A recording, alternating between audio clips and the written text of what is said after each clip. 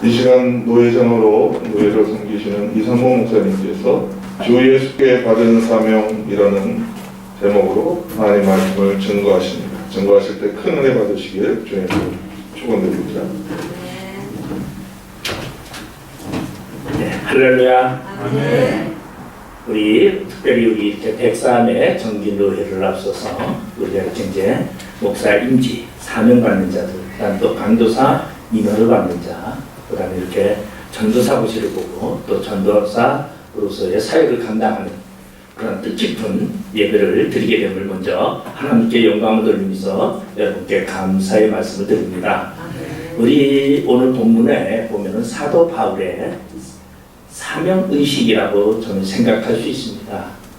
사도 바울은 말 그대로 유대교로서 열심으로 하나님을 열심히 믿었습니다. 그런데 그는 예수 믿는 자들을 싫어해서 예수 믿는 자들을 죽이려고 그는 다메섹이라는 곳으로 말을 타고 가다가 다메섹에서 예수님을 만나게 됩니다. 저는 우리가 진정으로 하나님의 사람이요 하나님의 일을 한다면 예수를 만나지 아니하고는 절대적으로 하나님의 사람이 될 수 없고 변화가 이루어질 수 없다라고 생각을 합니다.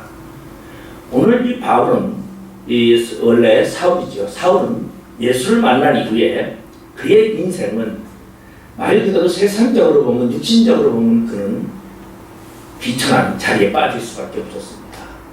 그는 훌륭한 가문에서 그리고 그는 많은 좋은 여건 속에서 그는 그래도 사내들이라는 의원을 꿈꾸면서 그는 자신의 달려갈 길, 출세길을 위해서 달려갔던 그였지만 예수를 만난 이후에 그는 그 모든 것을 다 배설물같이 버려야만 했습니다.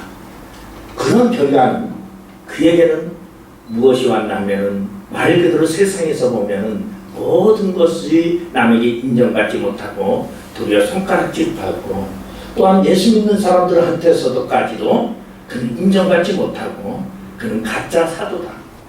그는 언제나 변절할 수 있는 자라는 그러한 인식 속에서 그는 복음을 증거해야만 했습니다.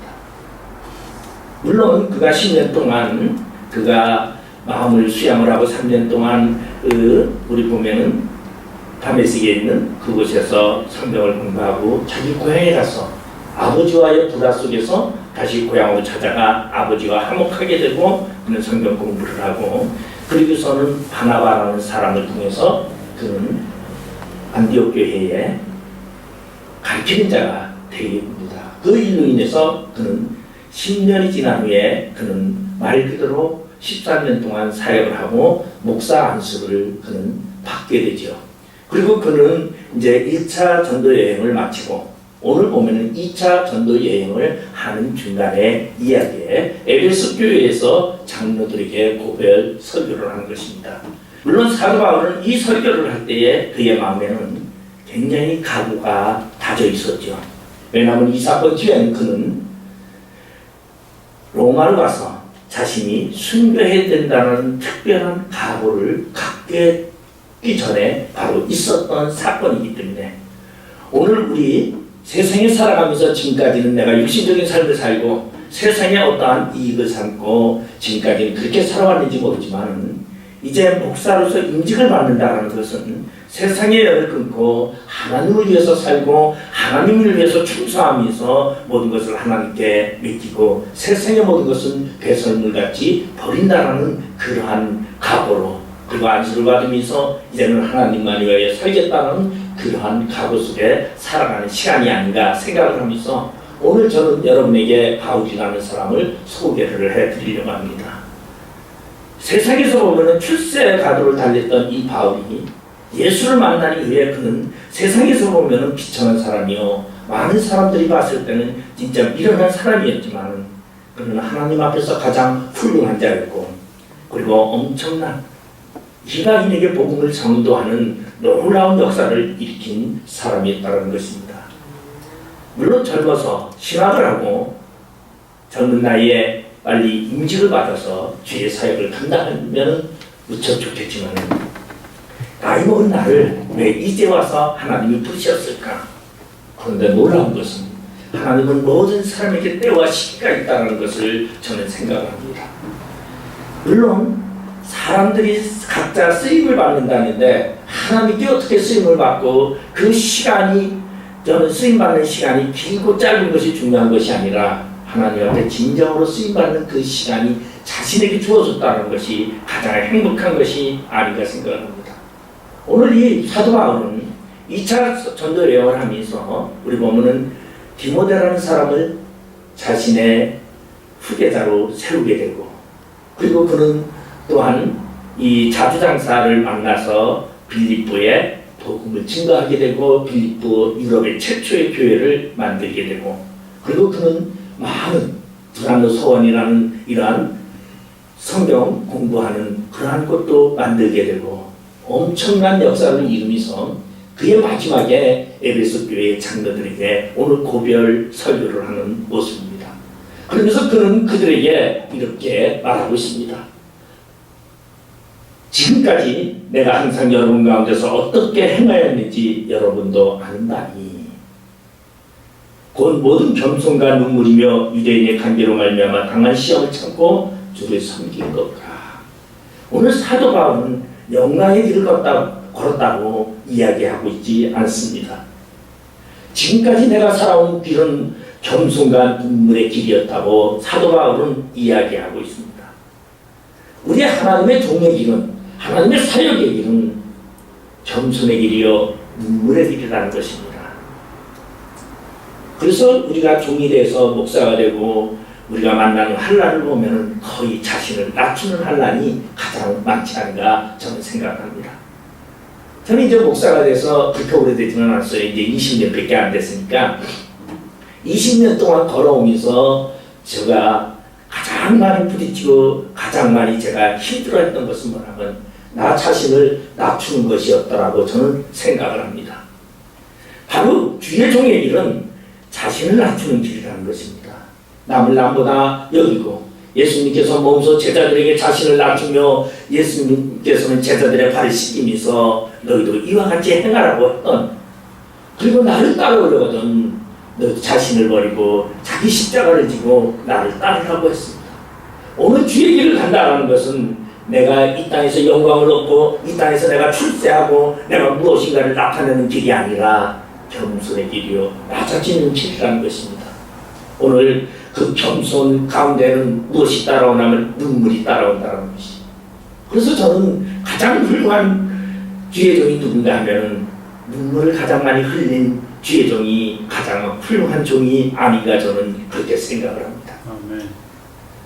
그래서 저는 종종 선지자를 소개를 해드릴 때에 이사야 선지자와 에레미야 선지자를 종종 소개해드립니다.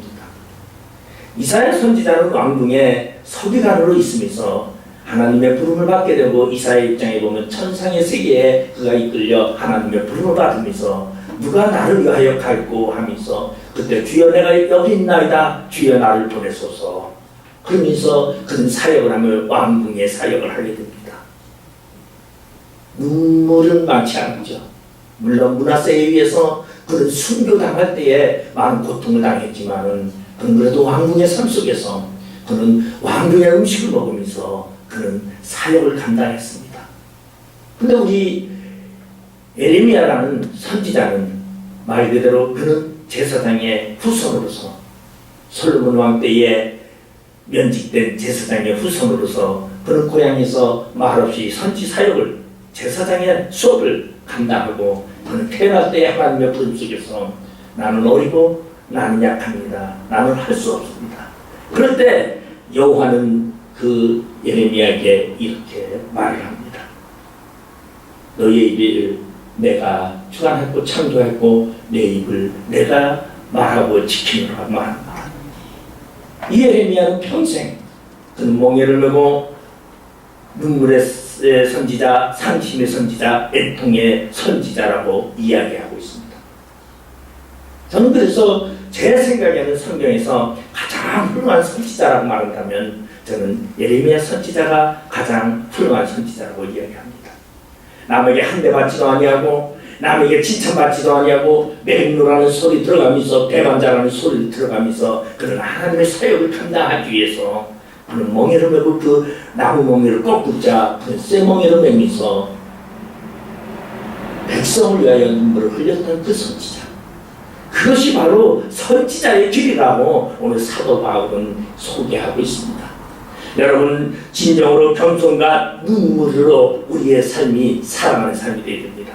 그런데 그 눈물은 어떤 눈물이냐? 내가 사명을 감당하기 위하여, 내가 더욱더 하나님 앞에 온전히 서기 위하여 내가 하나님 앞에 흘리는 그러한 눈물이 되어야 된다는 것입니다. 그 다음에 두 번째로는 사도 바울은 이렇게 말씀하고 있습니다. 유대인의 관계로 말미암아 강한 시험을 참고 주를 섬긴 것과 종의 길은 수많은 대적들과 모함과 강교가 있다는 관계가 있다는 것입니다.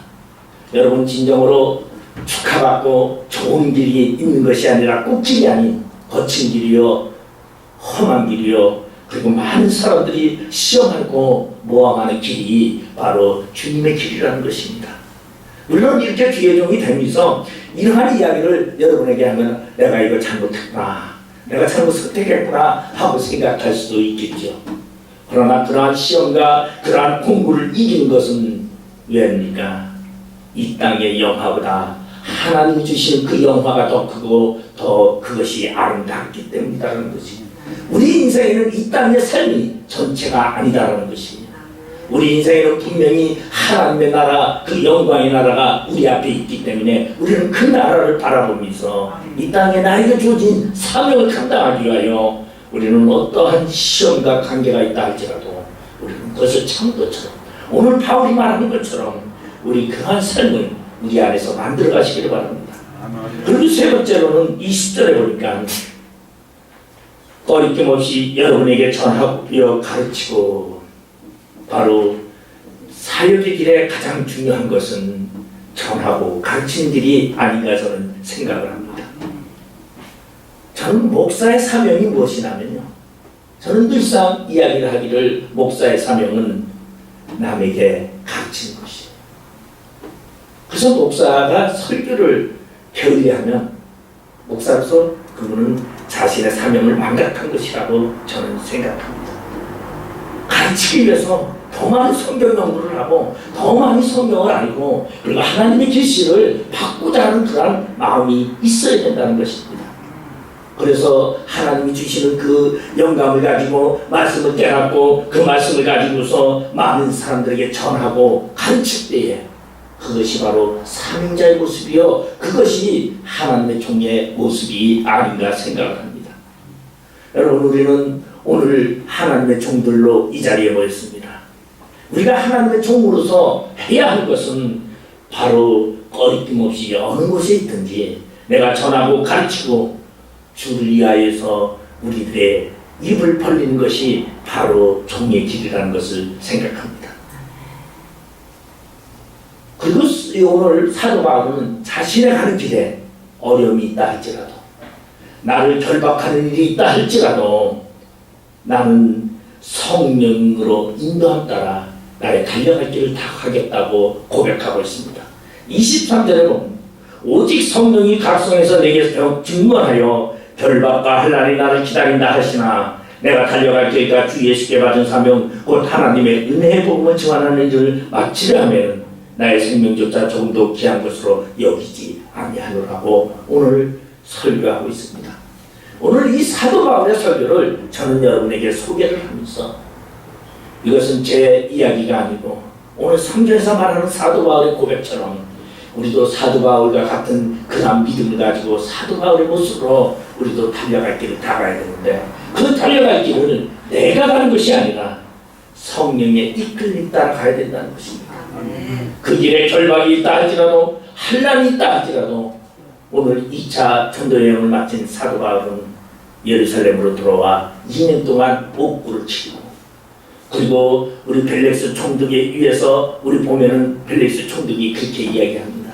내가 당신을 풀어줄 테니 당신이 돈이 많다면 돈을 얼마를 나에게 주면 나는 당신을 풀어주겠어. 이 벨렉스 총독은 말 그대로 기회주의자고 그는 돈을 무척 좋아하는 사람이었어요. 그의 부인은 성경에 보면은 두 번째는 클레오파트라의 손녀인 자기 출세를 위해서 부인으로 삼았고, 마지막에는 하스모니안 쪽에 헤롯 아그리파 1세의 딸인 드루실라를 자신의 부인으로 둬가지고 그는 자신의 출세가지로 달려갔던 그런 벨릭스 천국이었습니다. 그래서 그는 바울을 모시고 자신의 드루실라 부인을 통해서 바울을 모셔다가 말씀까지 듣습니다. 진정한 모습이 아니죠. 자신의 출세를 위해서 달려가는 그 모습에서 바울을 살려준다고 할 때도 바울은 거절을 하고, 나의 사명, 로마에가 네로 앞에 가서 나의 사명은 복음을 전하는 것이다라고 그는 끝까지 고백하고 그 길을 놓지 않았다는 것이.